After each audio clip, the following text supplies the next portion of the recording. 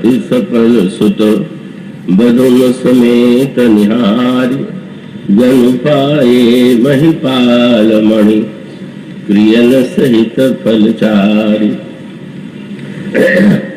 भगवत कथा रसिक महानुभाव, भक्तिमती देवियों, इस दिव्य विवाह के मंडप में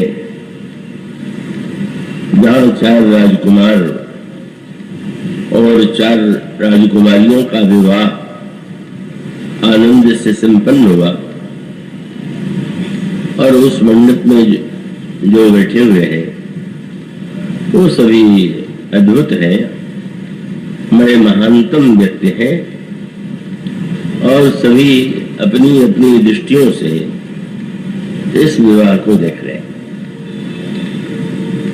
महाराज श्री दशरथ उस विवाह को किस दृष्टि से देखते हैं, उन्हें क्या प्रतीत होता है, उसका वर्णन अभी जो आपके सामने दोहा पढ़ा गया उसमें प्रस्तुत किया गया है। गोस्वामी जी कहते हैं, महाराज दशरथ को ऐसा लगा कि मानो 4 फल 4 क्रियाओं के साथ यहाँ विराजमान। 4 फलों का नाम आप भली भांति जानते हैं। हमारे शास्त्रों ने, मुनियों ने मनुष्य के मन की आकांक्षाओं का जो विभाजन किया है उसको उन्होंने 4 रूपों में बांटा। अर्थ, धर्म, काम और मोक्ष। साधारणतया धर्म की प्रशंसा तो की ही जाती है और मोक्ष की प्रशंसा तो बार बार शास्त्रों में की गई है, और सब लोग भी यही समझते हैं कि मोक्ष ही जीवन का लक्ष्य है। मोक्ष के महत्व में कोई कमी नहीं है, वह तो सर्वश्रेष्ठ वस्तु है ही। और इसी प्रकार से धर्म की महिमा भी अपने आप में अद्वितीय है। लेकिन इसके साथ साथ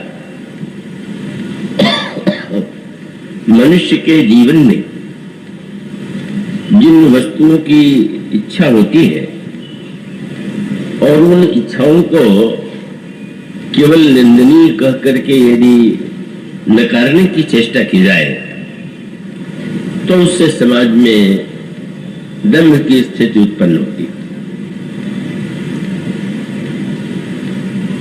और इसीलिए कहा गया कि मोक्ष और धर्म ही नहीं, अर्थ और काम भी जीवन में परमावश्यक है।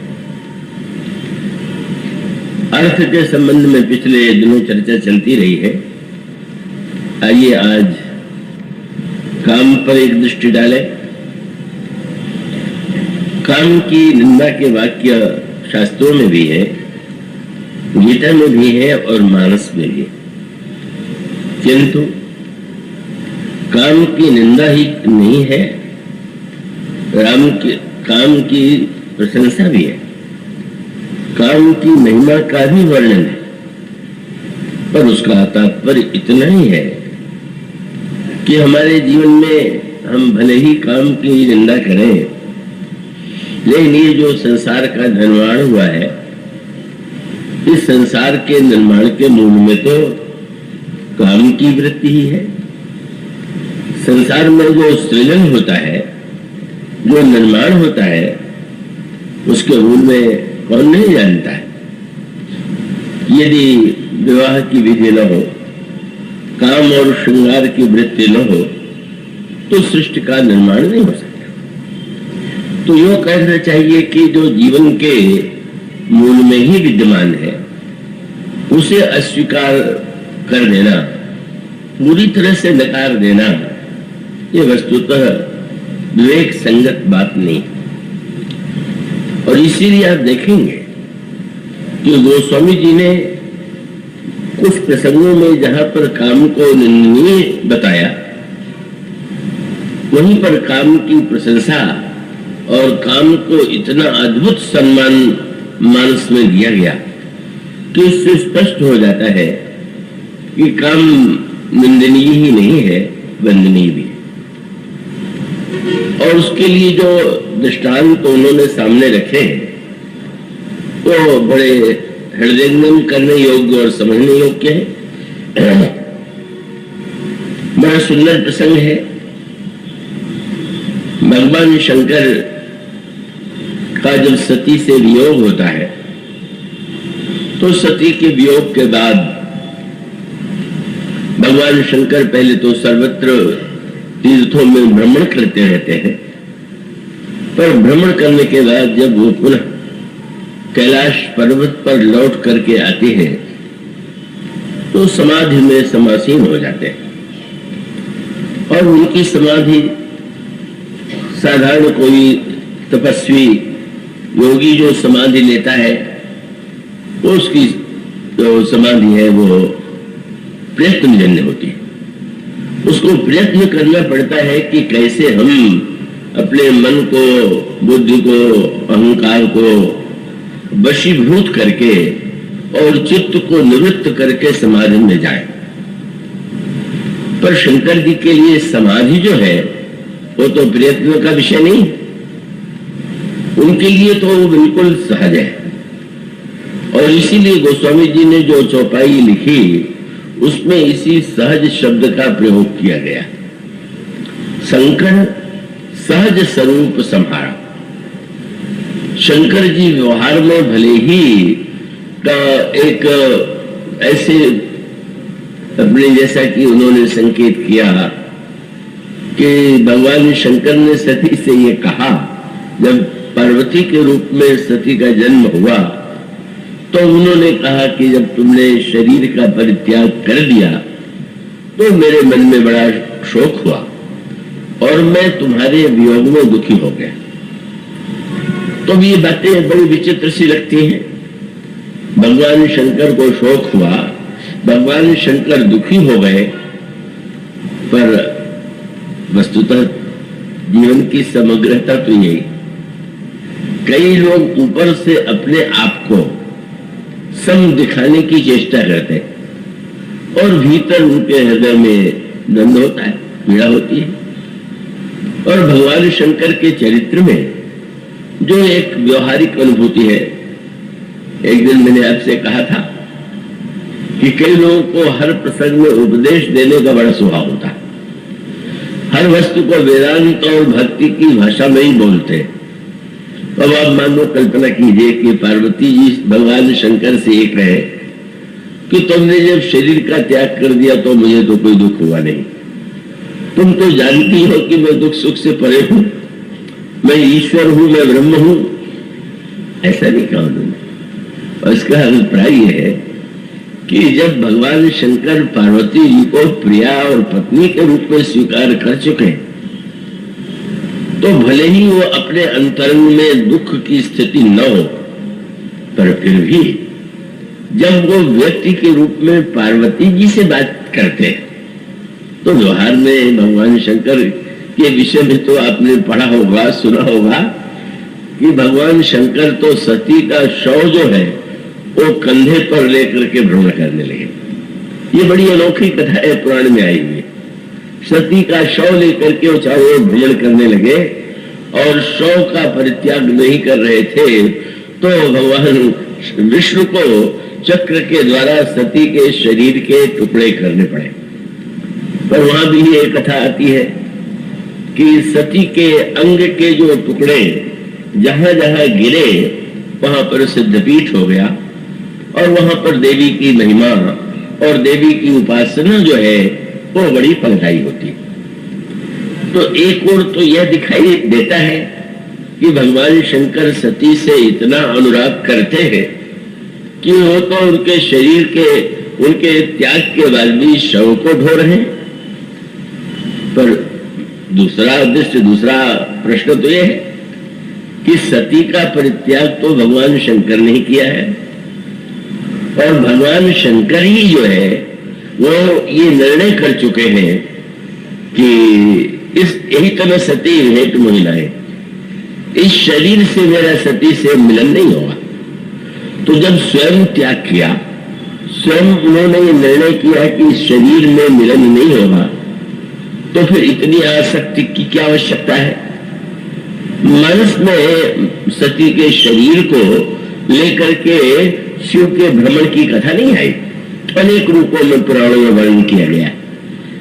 पर भगवान शंकर कितने सहृदय हैं, कितने कोमल हृदय के, कि वे पार्वती से यही कहते हैं कि जब तुम्हारा मुझसे वियोग हो गया तो मैं बहुत दुखी हुआ। और तुम जानती हो कि उसके पश्चात व्याकुल होकर के मैं तीर्थों का भ्रमण करने लगा, और जहां तहां जाकर के मैं भगवान की कथा सुनता था, कई मुनियों को उपदेश देता था।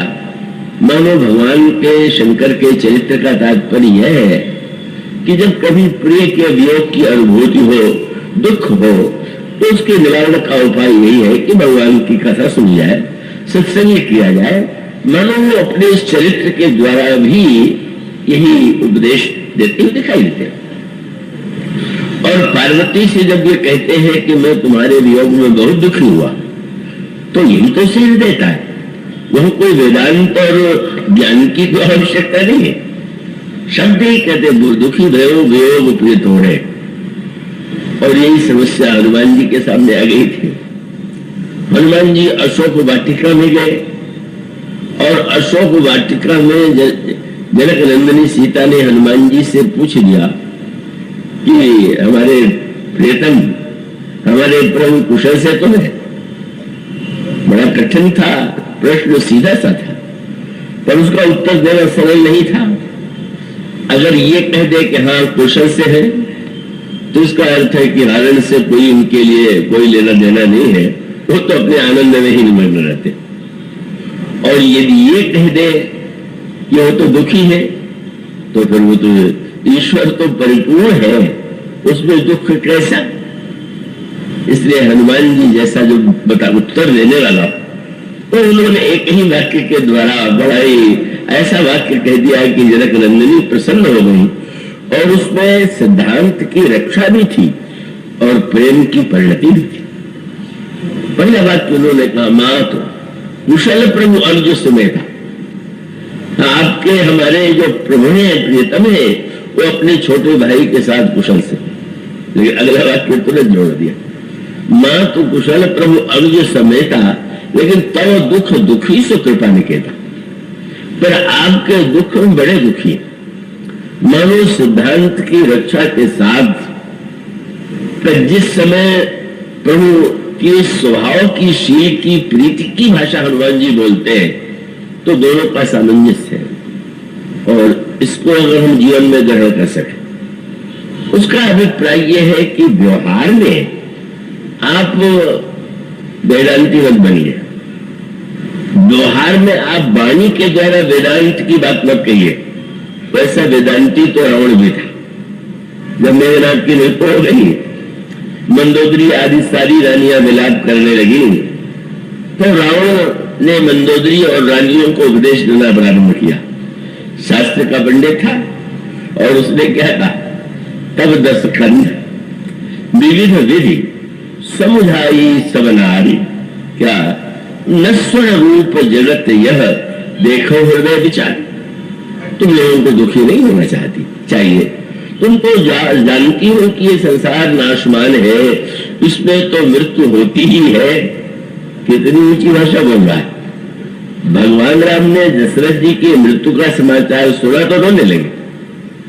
भगवान राम ने बिल्कुल उपदेश नहीं दिया, व्याकुल हो गए। और रावण मेघनाथ की मृत्यु पर वेदांत ज्ञान बखान रहा। किसका चरित्र श्रेष्ठ है? जब रावण ने इतनी ऊंची भाषा कही तो गोस्वामी जी से नहीं रहा गया। ये दे रहे हैं उपदेश, कह रहे हैं कि ये संसार नश्वर है, तुम विचार करो। अगर यह संसार को निश्वर मानता तो क्या सीता जी को चुराता? अगर ये संसार को नश्वर मानता तो क्या इतने लोगों को अपने स्वार्थ के लिए मृत्यु की ओर ढकेल देता? और तो उस प्रसंग में गोस्वामी जी यह लिखना नहीं भूले कि पर उपदेश कुशल बहु तेरे, जे आचरण ते नर न घने, हृदय में हो ज्ञान, बड़ा महत्व का सूत्र दर्ज रखे। और व्यवहार जो हो, उस व्यवहार में आपका परिचय एक सहृदय, एक ऐसे व्यक्ति के रूप में होना चाहिए कि जिससे सामने वाले व्यक्ति को एक आश्वासन मिले, प्रसन्नता मिले, संतोष मिले। इसलिए भगवान राम और शंकर जी दोनों के चरित्र में अपने आप में परिपूर्ण होते हुए भी जब वो विश्व के रंगमंच पर नाटक करते हैं तो उस समय तो जैसा दुख होना चाहिए उस दुख की अनुभूति करते हुए उसका प्रदर्शन करते हैं। लेकिन स्वयं अपने अंतरंग में जैसे समुद्र में लहरें चाहे जितनी ऊपर उठ रही हैं, बड़ी भयावनी लहरें हो, लेकिन समुद्र की विशेषता क्या है? वो इतना ऊपर उठता हुआ भी भीतर से अगर उसके गहराई में प्रवेश करे तो परम शांत है। इसी प्रकार से भगवान शंकर सती के वियोग में दुखी होकर के भी और व्याकुलता की स्थिति का दर्शन कराते हुए भी कहां पर है? वो स्वामी ने कहा उनका तो सहज रूप जो है वो परिपूर्ण है। समुद्र को आपने जिन्होंने समुद्र को देखा होगा, समुद्र में कभी ज्वार आता है, समुद्र में कभी भाटा आता है। जब लहरें उठती है ऊपर किनारे की ओर जाती है, स्वर होता है तो कहते हैं ज्वार आ गया। और वो लहरें जब शांत होती है या पीछे हटती हुई दिखाई देती है तो कहते हैं कि भाटा है। पर भीतर से समुद्र में न ज्वार है और न भाटा है, वो अपने आप में परिपूर्ण है, शांत है। तो भगवान शंकर तो चरित सिंधु गिरिजा रमन वेदन पावनी पारण, मन प्रशांत स्थिति में भगवान शंकर तीर्थ यात्रा कर चुके, मुनियों को उपदेश दे चुके, लेकिन शंकर सहज स्वरूप संहारा। और तब क्या हुआ? लाभ समाधि कैसी? बोले अखंड अपारा। साधक जो अभ्यास करके समाधि करते हैं वो खंडित होती है। कितने दिनों की समाधि लेंगे, कितने वर्षों की समाधि लेंगे, पर वो समाधि अखंड है और उसकी कोई सीमा नहीं। अब यह सूत्र यह है, जीवन में काम की आवश्यकता क्यों है? और वह संकेत उस कथा के माध्यम से मानो प्रकट किया गया। भगवान शंकर जब निष्काम के रूप में सामने आते हैं, समाधि में चले गए तो इसका दुरुपयोग होने लगा। और दुरुपयोग करने वाला है तारकासुर नाम का दैत्य। तारकासुर ने तपस्या किया, साधना किया, और ब्रह्मा जब प्रसन्न होकर उसे वरदान देने के लिए आए, क्या चाहते हो? तो तारकासुर ये जानता था कि यह तो बना रहा उत्तर यही मिलेगा कि जिसका जन्म हुआ है उसकी मृत्यु होगी। तो उसने सोचा कि ऐसी चतुराई का वरदान मांग ले कि जिससे मेरी मृत्यु न हो। क्या? तो महाराज मेरी मृत्यु शंकर जी के लड़के के हाथ से हो। पर वो घबरा गया। तो ब्रह्मा भी मनुष्य से संतान उत्पन्न कर देते हैं। शंकर जी के मनुष्य से कोई पुत्र बना दे और मुझे मार डाले, तो कोई नग्न शब्द का उसने प्रयोग किया। उसने ये कहा कि आप यह वरदान दीजिए कि भगवान शिव के वीर्य से शुक्र से जो पुत्र उत्पन्न हो उसी के हाथ में मरू। संभ शुक्र संभूत सुत यही जीत है रसोई। इसके पीछे शब्द थोड़ा भले ही अश्लील सा लगता हो, पर उसका तात्पर्य यह है कि जो शास्त्रों की महत्ता है, मानो संकेत यह है कि जब व्यक्ति ऊपर की दिशा में जाएगा तो ब्रह्म में रमण करेगा, और जब मनुष्य भौतिक संसार में रमण करता है तो उसके अधोगामी इंद्रियों से मानो वो क्षण होता है, उसी से जन्म होता है। तो तारकासुर का तर्क ये था कि संसारी व्यक्ति तो सुख के लिए ही विवाह करते और आनंद पाने के लिए ही प्रतिक्रिया करते, और जब शंकर जी समाधि में बैठ गए और शंकर जी को किसी बहिरंग आनंद की तो आवश्यकता नहीं, और नहीं है तो न विवाह करेंगे, न तो शुक्र से पुत्र का जन्म होगा, न तो मैं मरूंगा। ये बहुत दैत्य गणित बहुत लगाया करते थे। इनके वरदान का कुछ न कुछ ऐसे अनोखा चमत्कार होता। अब शिव समाधि बैठे सब त्यागी, तार अतार का सुर सारे देवताओं को, सारे संसार को जीत लिया और मन अत्याचार करने लगा।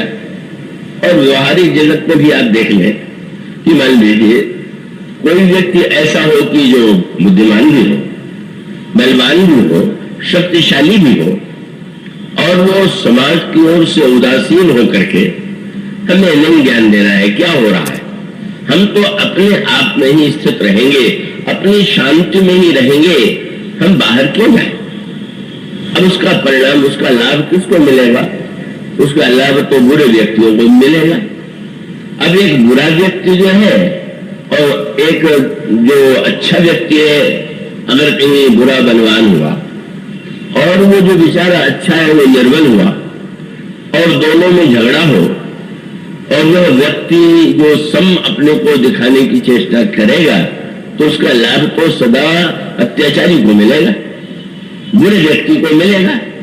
जो दुर्बल व्यक्ति अच्छा होते हुए भी पिटेगा और वो अच्छा व्यक्ति भी दुर्बल होने के, सबल होने के नाते वो निर्बल को पीट रहा है और निर्बल पिट रहा है। इसलिए वह सूत्र बड़े बार बार ये प्रश्न रामायण में उठाए गए। बाली ने भी भगवान राम से प्रश्न किया। सारे शास्त्र कहते हैं कि आप सम है, तो सम है तो आपने मेरे ऊपर बाण क्यों चलाया? माने बाली क्या चाहता है? भगवान का की समता कब है कि बाली पीटता रहे और सुग्रीव पीटते रहे और भगवान कुछ न बोले? माने इस प्रकार की समता की जो बात चाहता है बाली, वो तो निर्बल के लिए बड़ा भारी कष्टदायक है। इसीलिए आप रामायण में संकेत पाएंगे कि जब हनुमान जी से प्रभु का मिलन हुआ तो उस मिलन के अंत में प्रभु को थोड़ा संकोच लगा, क्योंकि हनुमान जी ने उनके चरणों में प्रणाम किया है पर प्रभु ने उनको हृदय से भी नहीं लगाया प्रारंभ में, थोड़ी देर तक, और ऐसी बात करते रहे कि जैसे वो पहचानते नहीं। तो हनुमान जी को तो बड़ा कष्ट हुआ। अब प्रभु उसके लिए एक तरह से जैसे क्षमा मांगी जाती है कि मेरे इस व्यवहार से आप बुरा न मानिएगा। तो आपने अपनी सफाई देते हुए हनुमान जी को आश्वासन देते हुए कहा कि सुन कपि जन जीव मारे से ऊना, आप अपने मन में, तुम अपने मन में कोई कमी मत समझना। और अगला वाक्य जो कह दिया वह क्या था? अगला वाक्य था तय मम प्रिय लक्ष्मण ते दूना, तुम तो मुझे लक्ष्मण से दूने प्रिय हो। अब न तो व्यवहारिक दृष्टि से कहना ठीक लगता है और न तो तात्विक दृष्टि से। कहते हैं कि काम का धनुष फूल का है और काम का बाण भी फूल का है। अब भला सोचिए, और कोई बाण चलावे तो मनुष्य दुखी हो जाए, पर फूल की वर्षा हो रही हो और फूल किसी को गले में माला पहना दी जाए तो क्या कह रहे? और सुमन चाप निजर सर सम्माने, और जो चाहता था वही हुआ। भगवान शंकर की इतनी प्रगाढ़ समाधि थी पर समाधि छूट गई। क्यों? बोले श्री राम ने भी सहायता कर दिया। उन्होंने भी कहा भाई तुम वही चाहत करने जा रहे हो, मैं चाहता था पर मेरी बात तो भूल गए। अब जब श्री राम और काम का संकल्प एक ही हो गया तो छूट समाधि सम्मुत हो जागे, समाधि से बाहर निकल आए। उनके हृदय में काम वासना का क्षणिक संचार हो गया। लेकिन शंकर जी सोचने लगे ये क्या हुआ? आज तक मेरे जीवन में कभी वासना का संचार नहीं, आज क्या हुआ मुझे? फिर आप खोजने लगे चारों ओर और आम के वृक्ष पर बैठे हुए जो काम को देखा तो काम को देखते ही क्रोध इतना आया। अब देवता तो सब देख रहे थे, घबरा गए कि इस बेचारे ने इतना काम तो कर ही दिया कि समाधि से बाहर निकाल दिया, अब इस बेचारे को जलाएंगे, इसलिए जरा प्रार्थना करके रोके। वो कुमार सम्मो नाम का संस्कृत में ग्रंथ है महाकवि कालिदास का, उसमें देवता जोर से कहने लगे क्रोधम प्रभु संहर संहरे थी, प्रभु तुम छोड़ दीजिए, कृपा कीजिए, क्रोध क्रोध नहीं, भयो ईश मन कोप विषेखी, नैन उघारी सकल दिस देखी, सौरभ पल्लो मदन विलोका, भयो कोप कंप्यो त्रैलोक। लेकिन तब शिव तीसर नैन उघारा, चितवत काम भयो जग छारा। शंकर जी की दृष्टि खुली और काम जल करके भस्म हो गया और हाहाकार भयो जग भारी। कैसी विचित्र बनना विडंबना है। बोले डर पे सुर भय असुर सुखारी, कैसी उनकी बात हो गई। जो बुरे लोग थे प्रसन्न हो गए और जो अच्छे लोग थे दुखी हो गए। कभी कभी ऐसा विरोधाभास होता, तो ये तो बहुत अच्छा हुआ, काम को जला दिया। काम के द्वारा विवाह होता है तभी मिलन में वो पुत्र का जन्म होता है, तो जब काम ही जल गया तो विवाह करेंगे तो होगा और इस तरह से हम तो अमर हो जाएंगे। कब मानो फिर संकेत ही आता है कि रति विलाप करती है कि महाराज आपने मेरे पति को जला दिया तो आप मुझे भी जला दीजिए। और तब धन्य हो गया काम। काम को ऐसा सौभाग्य मिला कि जो दुर्लभ व्यक्तियों को मिलता है। भगवान शंकर ने इस संदर्भ में, एक शास्त्रीय संदर्भ में बता दूं कि रामायण में बार बार काम अरि काम शत्रु भगवान राम को बताया गया, लेकिन बड़ी मीठी बात कही गई। जो आगम शास्त्र है, त्रिपुरा सुंदरी राजराजेश्वरी की जो उपासना है, उसमें शंकर जी का एक नाम कामेश्वर है और पार्वती जी का नाम कामेश्वरी है। तो काम के सत्व है कि काम के ईश्वर है। मानो आगम ने ये कहा कि शंकर जी को ने जब काम को जला दिया और जलाने के बाद भी तो जीवन दान उन्होंने दिया, तो काम से पार्वती प्रसन्न हो गई। अब जब तुमने मेरा विवाह कराने के लिए अपने को जला दिया तो मैं स्वयं दिखा दूंगी कि तुम्हारी क्या महिमा। इस तरह से भगवान शंकर का एक रूप यदि कामारी है तो वो कामेश्वर भी है, और वो अगर वो पार्वती सर्वथा निष्काम है तो कामेश्वरी भी है। और फिर उसके बाद आप ये देखते हैं कि रति ने जब विलाप किया तो शंकर जी ने कहा कि अच्छा तुम्हारा पति शरीर से नहीं पर अलंग के रूप में जीवित है, पर महाराज काम को तो अंग के बिना संतुष्ट नहीं होता, वह तो अंग चाहिए। तो उन्होंने कहा कि जब यदुवंश कृष्ण अवतारा होई हरण महामणि धारा, कृष्ण तनय होई पति तोरा बचन अन्यथा हो जमा। काम को वह सौभाग्य मिला कि जब भगवान शंकर ने कहा कि जब द्वापर युग में कृष्ण के रूप में भगवान का अवतार हुआ तो तुम्हारा पुत्र जो पति जो है उनका पुत्र बन के जन्म लेगा। अनोखा सौभाग्य मिल गया। भगवान कृष्ण का पुत्र बनने का सौभाग्य काम को मिला। प्रद्युम्न ही काम के रूप में जन्म लेते हैं और वो लोक मंगल के लिए परमावश्यक था। और इसका सूत्र यही है कि वस्तुतः काम में दोष भी है, अनेक दोष है, अनेक बुराइयां हैं, पर काम का सर्वथा विनाश जो है वो सारी कला का विनाश है, साहित्य का विनाश है, श्रृंगार का विनाश है और सृष्टि का ही विनाश। इसलिए भगवान शंकर को भी काम को जीवन दान देना पड़ता है, चाहे अनंत के रूप में और कृष्ण का पुत्र होने का वरदान। और इतना ही नहीं, मैंने जैसा कहा था कि बहुत ज्यादा वो नहीं बन जाना चाहिए। अब बारात में एक सज्जन ने मुझे निमंत्रण दिया, अब चारों ओर हास्य है, विनोद है। अब वो बड़े श्रद्धालु के रूप में सामने आए, बोले थोड़ी सी कथा हो जाए। कथा हो जाए? विवाह में गाली गाई जाती कि कथा सुनाई जाती? क्या पकड़पन की बात करते हो? अब भगवान शंकर विवाह करके आवे और उसी दिन जो है कथा शुरू कर दे कि रामायण सुनो, ऐसे अव्यवहारिक शंकर जी नहीं है। वो स्वामी जी ने स्पष्ट लिखा कि भगवान शंकर जब पार्वती को लेकर के आते हैं तो करही विविध विधि भोग विलासा और गलन समेत बसही कैलासा, और हर गिरिजा बहार बिहार नितन है।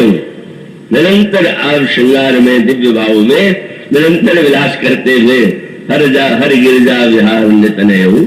और यही विधि विपुल काल चल गए। बहुत काल तक वो श्रृंगार रस की भावना से ओतप्रोत होकर के पार्वती के साथ विहार करते। और तब उसका फल कितना अच्छा हुआ, बोले तब जनम सठ बदन कुमारा तारकासुर समर जय मारा। अब उसके पश्चात तारकासुर को मारने वाले के लिए भगवान सड़ानंद स्वामी कार्तिक का जन्म होता है और उन्हीं के द्वारा तारकासुर का वध होता है और संसार का जो एक आसुरी समस्या थी उसका समाधान हुआ। और उसके बाद सामंजस्य है, अभी श्रृंगार का आनंद ले रहे थे। श्रृंगार के सिवाय श्रृंगार, तारकासुर का वध हो गया। और उसके पश्चात आप देखेंगे कि वट वृक्ष की छाया में भगवान शंकर अकेले बैठे हुए, और उस समय उनको देख के क्या लगता है, वो स्वामी जी कहते हैं शंकर जी उस वृक्ष की छाया में बैठे हुए देख करके ऐसा प्रतीत हो रहा है, क्या बैठे सो काम रिपु, बड़े अनोखे शब्द आ गए, काम के शत्रु। तो अभी तक जो विलास विराग कर रहे थे वो शत्रुता का भाव था क्या? मानो आश्रय मिला हुआ, और तब वो स्वामी जी ने कहा ठीक है, श्रृंगार में तो काम को स्वीकार करना ही पड़ा, पर अब उनका नाम फिर बदल दिया। अब भूमिका आज बदली हुई है अभिनेता की, और तब वो लिखते हैं कि बैठे सोह काम रूप कैसे, धरे शरीर शांत रस जैसे, शांत भाव से। और फिर उधर पार्वती जी, अब पार्वती भला अवसर जानी, गई सम्मुख मातु भवानी। भगवान शंकर को अकेले बैठा देख करके पार्वती जी जाती हैं, चरणों में प्रणाम करती हैं, और फिर पूर्व जन्म कथा चिताई। पूर्व जन्म में जिस तरह से भगवान की लीला देख करके मोह हो गया था उसकी याद आई, और फिर आपने मुझे दिया कि मेरे मन में जो संदेह हुआ उसका दंड मैं इतने दिन भोगती रही, अब आपने कृपा करके मुझे स्वीकार कर लिया, अब उस समस्या का आप समाधान कीजिए। और तब शंकर जी ने प्रशंसा की पार्वती, उन्होंने कहा बस पार्वती तुमने बहुत अच्छी बात कही है, मम शोक मोह राम कृपा ते पार्वती, सपने तो मन माही, शोक मोह संदेह भ्रम मम विचार कछुनाए, तदपि आशंका कीने सोई, कहत सुरत सब कर है तो होई। और उसके पश्चात आप देखते हैं उनकी वाणी से उनके हृदयस्थ जो भक्त की भागीरथी है, राम कथा की जो गंगा है वो प्रवाहित होती। और इसका अभिप्राय है कि इस प्रसंग का तात्पर्य है काम और राम में सामंजस्य। काम को भी समाज के लिए, कल्याण के लिए, उस वृत्ति के लिए स्वीकार किया गया, और उसकी अंतिम परिणति तो राम में है ही है, राम कथा में ही है। मानो वही संकेत फिर आपको आगे चल करके मिलेगा श्री राम के चरित्र में। भगवान राम के चरित्र में है, और कई ऐसे प्रसंग हैं कि वहां तो बड़ा विचित्र ही दृश्य लगता है। आप पूरे मिथिला के विवाह का प्रसंग पढ़ आइए तो सबसे ऊंचे स्तर पर जिसकी महिमा बढ़ती दिखाई देगी वह काम। और उस काम के प्रसंग में गोस्वामी जी ने ये लिखा कि भगवान जाते हैं महाराज जनक के बाग में फूल लेने के लिए। वैसे भगवान राम जब गए थे तो ऋतु तो थी शरद ऋतु, लेकिन गोस्वामी जी ने कहा कि जब प्रभु श्री राम वहां पहुंचे तो दिखाई पड़ा कि यहाँ तो बसंत है। अब बसंत की भूमिका क्या है? माना यह जाता है कि काम जो है उसका सेनापति बसंत है, काम की वृत्ति का सहायक बसंत है। तो पहले गोस्वामी जी ने कहा भूप बाग बर देखो जाई, जहां बसंत ऋतु रही लो भाई। और उसके पश्चात फिर वो संक्षेप में ही प्रसंग है कि किस तरह से भगवान श्री राम के सौंदर्य का वर्णन सुन करके जनक नंदिनी के हृदय में उनको देखने की इच्छा उत्पन्न होती है। सखी ने प्रेरणा दी क्योंकि उसने श्री राम की सुंदरता को देखा है। सुंदरता ऐसी वस्तु है जिसके प्रति व्यक्ति की दृष्टि सहज रूप से आकृष्ट होती है। और उसने जब वर्णन किया श्री राम की सुंदरता का तो एक उत्कंठा जागृत हुई, और उस उत्कंठा के जागृत होने के बाद वे श्री राम की खोज में, क्योंकि वाटिका बड़ी विशाल है, सखी ने देखा है वहां की ओर चल पड़ती। श्री किशोर जी के शरीर पर आभूषण है, हाथ में कंकण है, कटी में करधनी है, चरणों में नूपुर है, और जब चलती है तो ध्वनि होती, आवाज होती, और वह ध्वनि श्री राम के कान में चली गई। कंकण किंकरी नूपुर धुनि सुन, कहत लखन सन राम हृदय गुने। श्री राम सोचने लगे और फिर वो लक्ष्मण से बोले। बड़ी अनोखी बात है, इसमें आपको याद दिला दे, चारों भाइयों में भगवान राम मोक्ष है, भरत धर्म है और लक्ष्मण काम है। कई लोग गड़बड़ा जाते हैं, आप भी अनोखे, कभी कहते हैं लक्ष्मण वैराग्य है, कभी कहते काम। क्योंकि गोस्वामी जी, मैंने कहा मैं नहीं गड़बड़ाता हूं भाई। मानो अगर एक ही अभिनेता दो नाटकों में आपको अलग अलग रूपों में दिखाई दे, तो ये झगड़ा मत कीजिए कि उसमें तो ऐसा था, इसमें ऐसा कैसे हो गया। जिस नाटक में वो जैसी आवश्यकता है, तो यहां पर श्री लक्ष्मण यही नहीं, ये जो प्रसंग है ये इसको पढ़िए, ये महाराज जनक की वाटिका में और फिर चित्रकूट में पढ़िए। मानो वाटिका, बाग और वन में अंतर आप जानते हैं। बाग जो है वो लगाया जाता है, वाटिका लगाई जाती है, पर वन जो है वो तो प्रकृति की सहज देन है। तो ये कह सकते हैं कि यहां जो साधना का स्तर है वहां पर मर्यादा है। जैसे आप जब वाटिका लगाते हैं तो उसमें क्यारी होती है, का उसमें वृक्ष होते हैं और उनके साथ आप नियम से जानते हैं किसको कहाँ लगाना है, कैसे लगाना है, उसके फूल को कैसे एक रूप देते हैं। लेकिन वन जहां पर उन्मुक्त जो भाव से प्रकृति का विहार चल रहा, और फिर वहां गोस्वामी जी ने इस प्रसंग से दूसरे प्रसंग को मिलाया, और उसको आप पढ़ना चाहे उसका आनंद तो आप गीतावली रामायण मिले। भगवान राम पुष्पवाटिका में, जनकपुर में तो दूल्हे के रूप में रहे, विवाह हो गया, पर जब चित्रकूट गए तब तो वनवासी के रूप में गए। तापस बेस विशेष उदासी, पर उदासी जी वैसे नहीं उदासी है जैसी साधारणतया उदासियों की कल्पना होती है। मैं चित्रकूट जाने का सौभाग्य प्राप्त करता रहता हूं। तो बहुत वर्ष पहले जब प्रारंभ में ही मैं गया था तो भिन्न भिन्न जो भगवान के लीला के स्थान हैं वहां मैं दर्शन करने के लिए जाता था। तो एक सज्जन ने कहा कि आपने और तो देख लिया पर आपने राम सैया नहीं देखी। अच्छा भाई, तो चलो चले। उसमें जाने आने का साधन गाड़ी वाड़ी कुछ नहीं होती थी, और वो हम लंबी यात्रा करके पैदल पहुंचा। वहां जाकर के देखा है बड़ा विशाल पर्वत है, उसमें बीच में जो है उठा हुआ है और दो तरफ गड्ढा है। तो बताने वाले सज्जन ने मुझसे कहा कि इसी शिला पर आकर के भगवान राम और सीता सोए थे, पर उसके साथ साथ उन्होंने जो बीच में उठा हुआ है तो भगवान राम उदासी थे, इसलिए सोए तो पर धनुष को बीच में रख लिया, ये धनुष का चिन्ह है। मैं तो इतना निराश हुआ, मैंने अब मैं कभी यहां दर्शन करने नहीं आऊंगा। भगवान राम सीता जी के साथ बीच में धनुष रख करके सोए, ये जो महान उदासी की कल्पना है, ये उन उदासियों को शोभा देती है कि जो श्री राम और श्री सीता के भाव रस को नहीं जानते।